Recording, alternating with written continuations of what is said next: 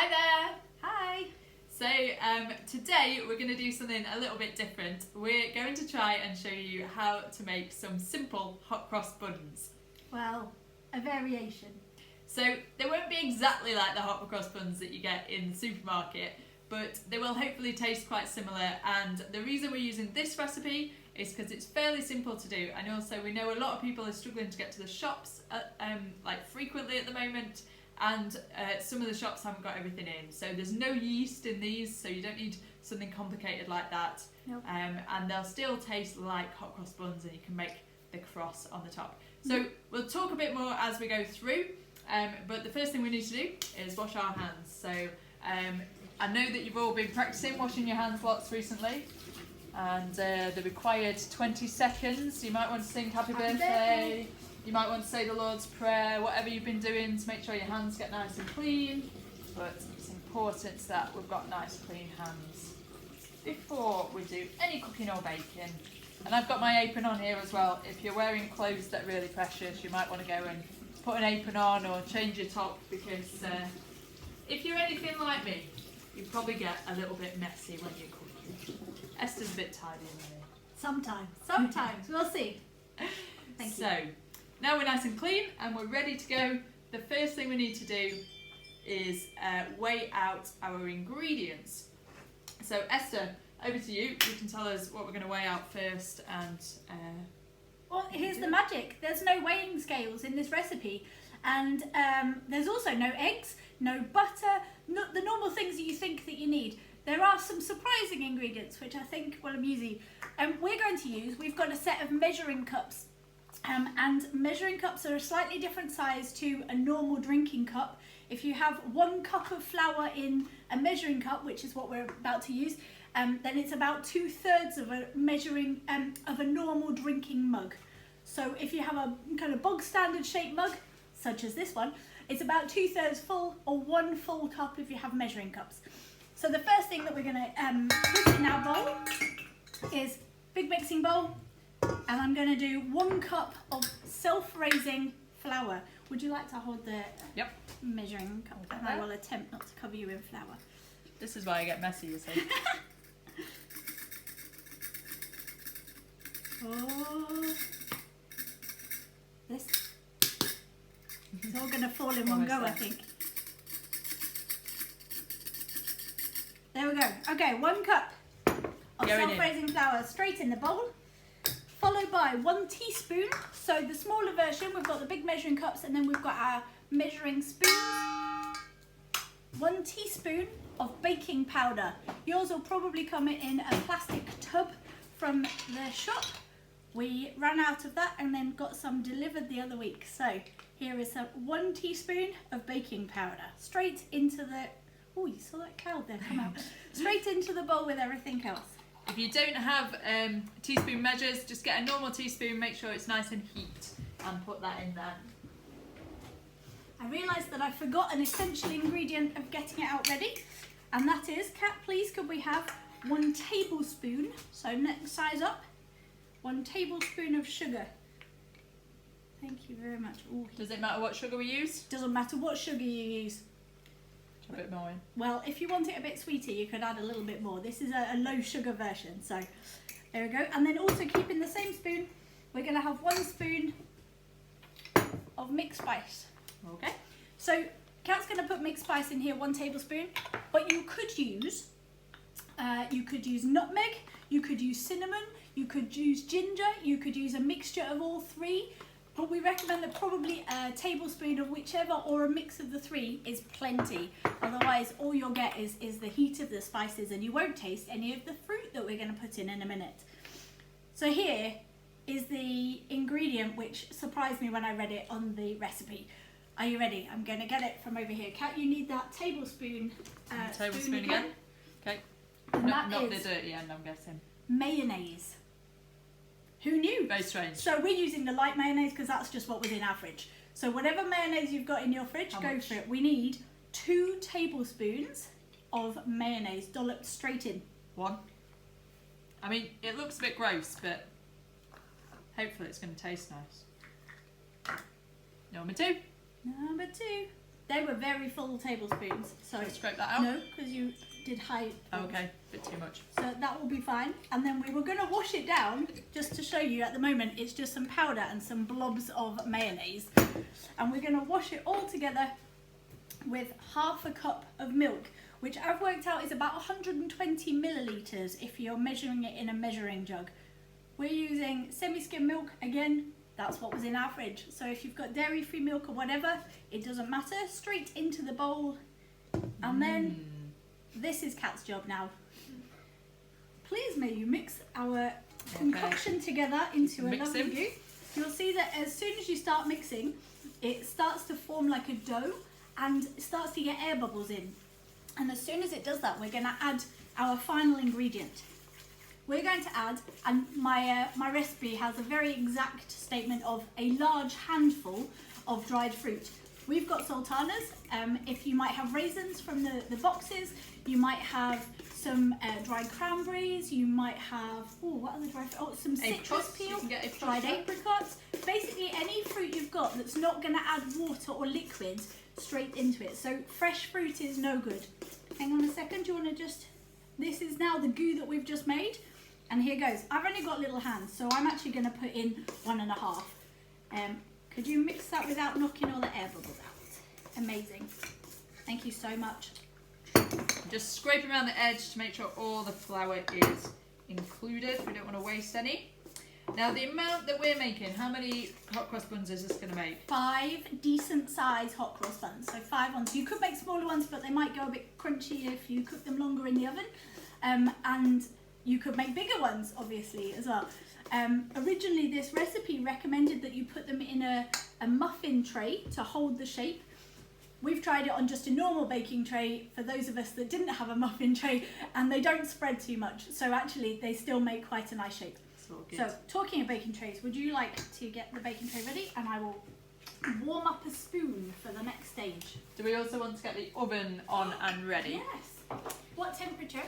So the oven needs to be, if you've got a fan oven, it needs to be at 180 degrees Celsius. If it's a non-fan oven but an electric one, it needs to be 200 degrees Celsius. And if you've got a gas oven, it needs to be on gas mark 6. So we have a fan, so I'm going for 180. And while Esther gets the oven on so it can be getting warm, I'm just getting some greaseproof paper, some baking paper, and covering a flat baking tray with the baking paper. So that they don't stick.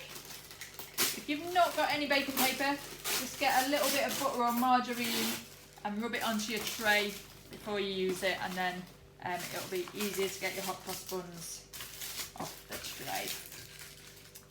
So in 5 piles, it just gets dolloped straight onto the tray. So roughly 1 large spoonful each, and then you can always go and add a bit more. Onto the tray.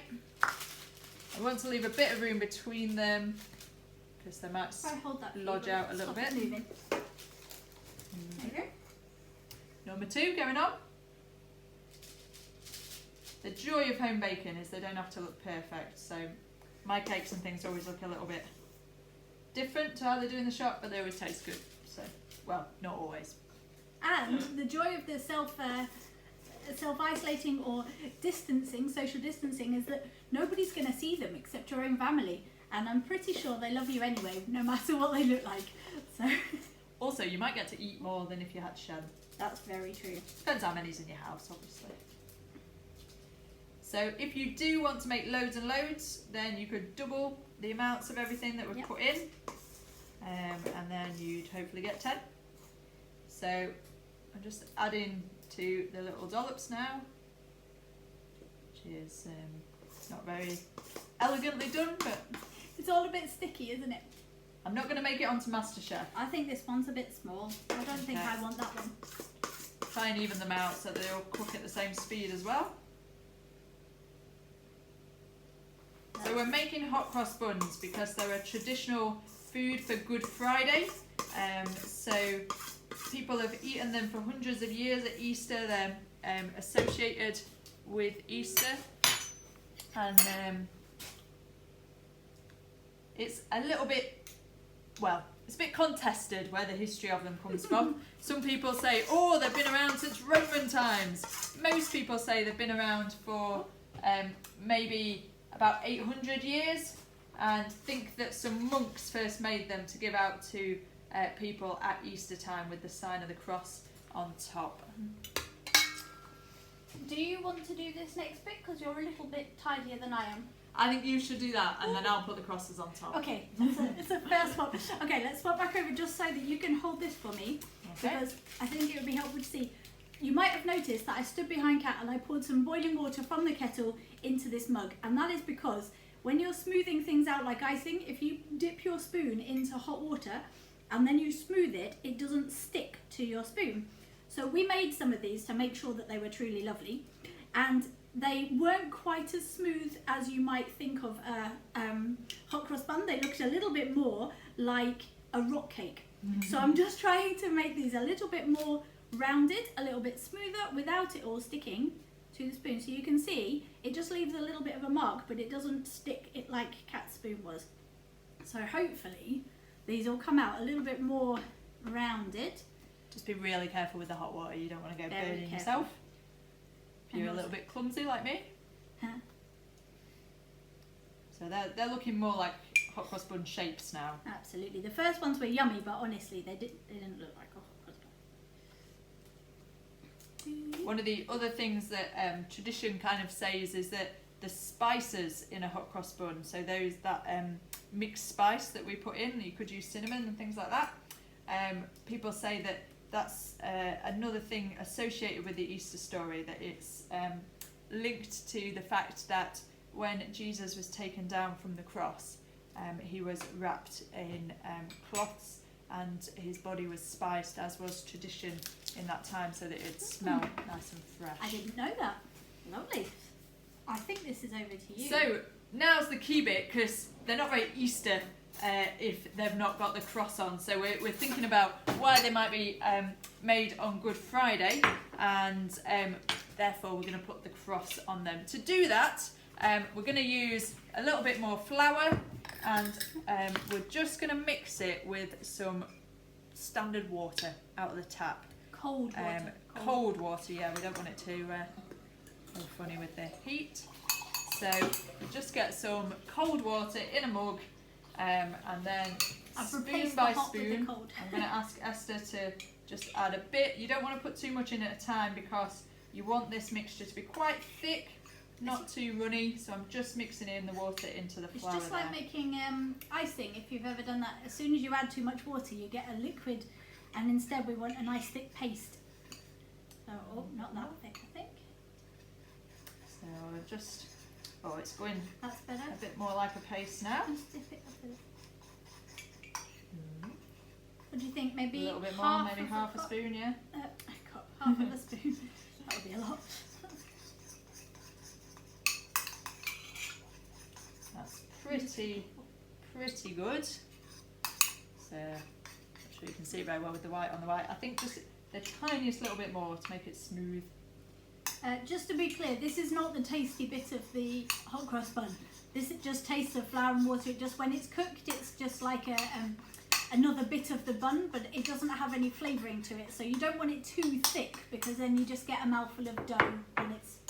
So once we've got the paste, we then have to try and make it into a cross on the top of your bun. Now, if you want to be really fancy, you can get a piping bag or something like that, but I'm simply going to get a little bit of the paste on my spoon and use a knife to try and make it into a cross shape. So they might not be the neatest, best crosses you've ever seen, but that's not bad. we're just going for the simple, quick and easy way of doing it, rather than the really complicated, needing lots of baking equipment way.